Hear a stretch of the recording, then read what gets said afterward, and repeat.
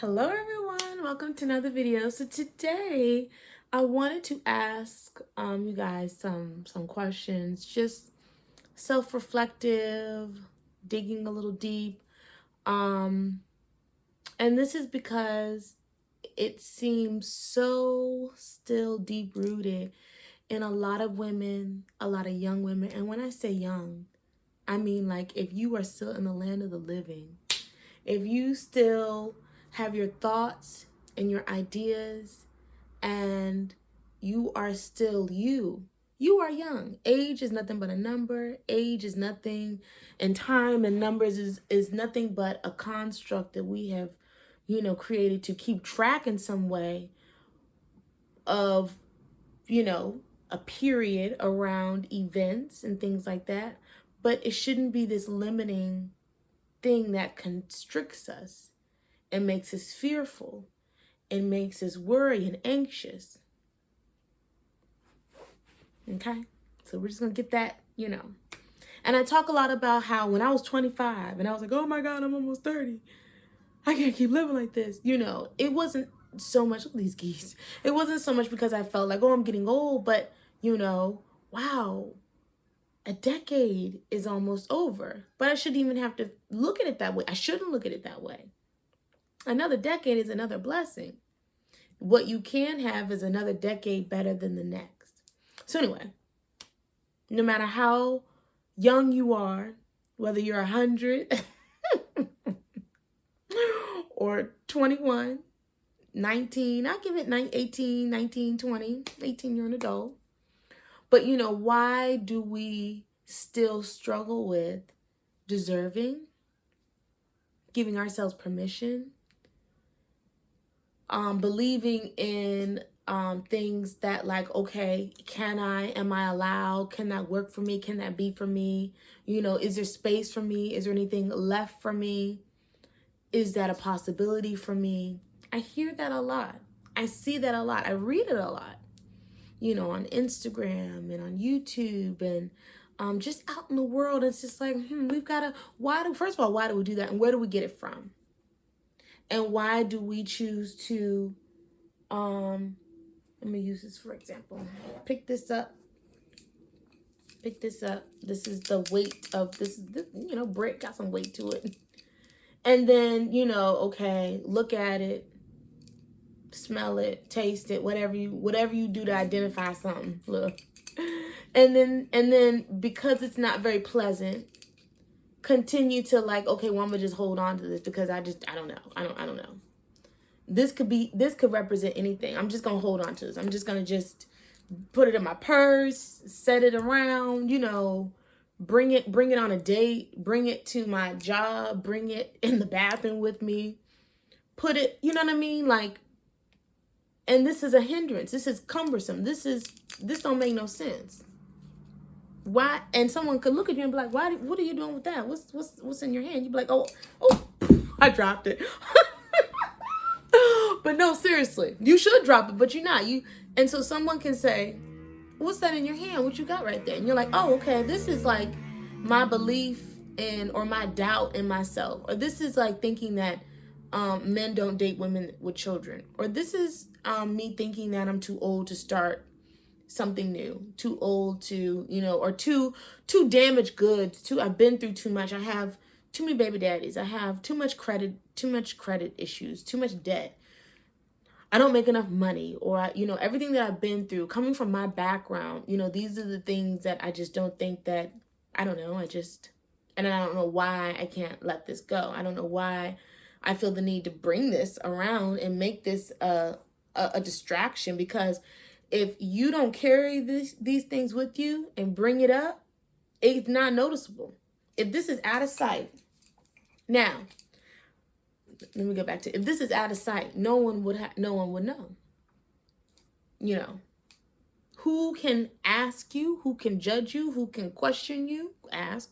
Why would it even be a factor? You know what I mean? Now, you might be the type of woman that these are the things that you're struggling with and you want to let go. So you're getting better. You're not going on a date and just sitting this on the table in front of the dude and be like, yeah, so, you know, I hope you can get to know me. I hope you can see the real me. I hope, and this is just, and he's like, I would if you would just, I don't know why you bringing this stuff up. This is, this. And if you hadn't presented this, he wouldn't have never known. So you might be the type of woman that's in the in-between. So you know, you put it in your purse. It's in your purse, and you're going back and forth with it. But that's the progress. So you leave it in the car. You don't bring it in on the date and set it on the table in front of the guy. Okay, that's progress. Then the next time, you know, okay, you don't even leave it in your car. You're like, you know what? I'm gonna leave it at home. I don't even need to bring this in my purse. I'm gonna leave it at home. And then when you're home, you're like, you know, I don't want this sitting on my nightstand. I don't want this beating me up against the head and blocking my view and always reminding me of what was and what I'm surpassing, you know, in the shower, on my makeup table, in the kitchen, in front, you know, I'm going to remove this from my home. I'm going to take this outside. I got to trash this. On trash day, it's going up out of here. Never to be seen again. We do not fret and obsess and think about the trash that we put in our trash cans. And it's still in the house. It's still there. And if it's got an odor to it or something like that, we tie the bag up. We might even take it out and put it in the dumpster before it can even be gone to, you know, taken to the landfill or taken by the trash people. But we don't still, oh no, in that third bag, that recycled Target bag that I triple tied up. Oh man, I should go back and get those cotton balls that I took my makeup off. Oh my goodness, oh my God. You think I can go back and find it? Yeah, that's what I need to do. I need to go out here and dig through this trash and open these bags up and get that stuff back. I need to go get that. Out of sight, out of mind. Why do we do that to ourselves? As nasty as the trash is, as obsolete as the trash now is, once it's in the trash can, we don't even take it back out. If it's in the trash, you know, you tell little kids, don't reach back in that trash can. We'll get another one. We'll get you another one. Leave it alone. You know, that's how you got to treat the things in your life that you no longer want to be associated with. And not because you think it's nasty, it's bad, and it has a negative connotation, but because you're done with it. I do not beat myself up and worry myself and obsess over my ex. And when I see my ex, and when I have to call my ex, and I have to text my ex, those old feelings don't rush back.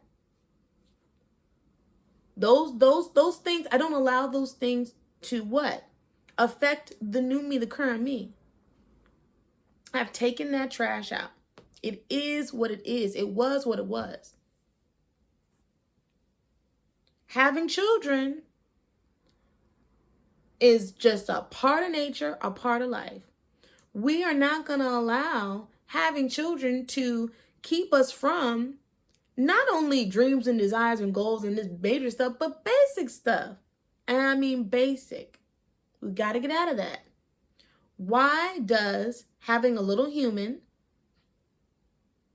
affect or determine the quality of life that you can have, the type of quality relationship you can have, the assets, the benefits, the protection, the provision, the basic necessities? Why should that determine that?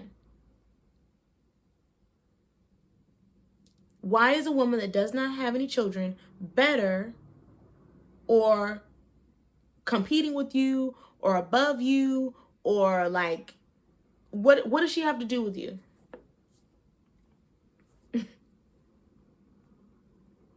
You know, we've got to get out of that. And that is a thing of like, you know, hundreds and hundreds of years of like, we've got this thing effed up. We've got this thing totally backwards.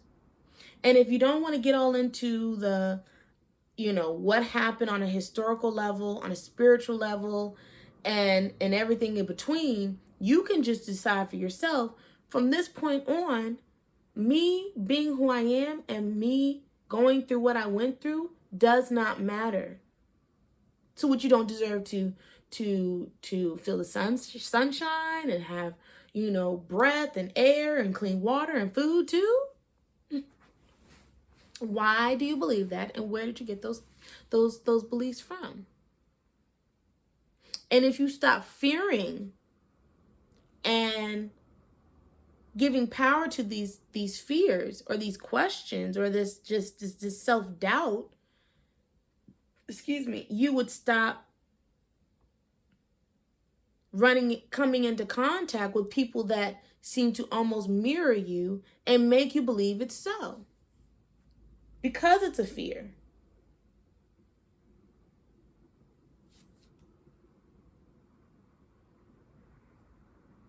And it's humbling when you look at or when you learn how much of what you think creates your reality. Have you ever talked to someone that notices everything bad that's happening and going on around them 24/7, and it almost feels as if you live in two different worlds? You're like, I didn't even know that was a thing. Oh yeah, it's a thing. You've got to be careful of this, you got to be careful of that, because the world is ending and we are forever in a constant state of upheaval, disaster, turmoil, and destruction. And you're going to be like, I'm sorry, what? All I know is that I just took the girls to Sneaker Ball and we're going to go get some ice cream. You know, you don't want to even be like, I don't want to know about that. And not that you're being naive, but you're like, that isn't my reality because I don't fear and focus on those things. Maybe I don't watch the news. Maybe I don't, live in an area where that is, running rampant. And that has to be something that I constantly see. And if it was, guess what? I would move so that wouldn't be an issue. That wouldn't be the thing. So if I really had an issue with my, the choices that I made and the children that I brought into this world that chose me because I chose their fathers. And then I went out into the world and just was constantly always like, oh my God, these kids, oh my God, because, being a single mom is just like, everyone looks down on me. Everyone is judging me. Men, they have this, they hate women. They hate mothers. They hate their mothers. They hate, it's just so bad. That's all I would experience. And that would be all that I see. All that I see. And I made a video about this a while ago, and I don't think that was my best content, honestly.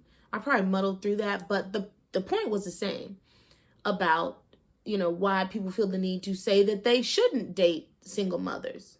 And it's like, who are you to talk? If you don't want to date us, don't date us. Because from the sound of it and from the looks of it, we don't want you either. You know what I mean? Like, what are you about? Because a guy that has time to sit and talk about what you're doing can't be about his money, can't be about family, can't be about elevating, can't be about having a good time traveling, seeing the world, normal stuff. You're on the internet clicking away in the comments. You know what I mean? Like the song said in Kevin Samuel's comments. Like, that's not a man if he got time to be doing all that. That's not cute. So I had one comment and he went on and on and on. I think I deleted it, but I was like, that's interesting.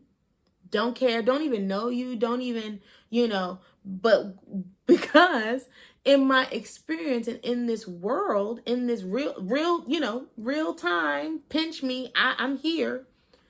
I had dudes like, you got kids? You know what I mean? Oh, I bet you a good mom. You know what I mean? That kind of stuff. Like, I don't know. Thank you. And that was, if I said yes or no. I had to feel a man out before I, because I have to protect my children. And there are predators out here, yes. But if you're not about to get got, then they going to miss you. They going to miss you with that.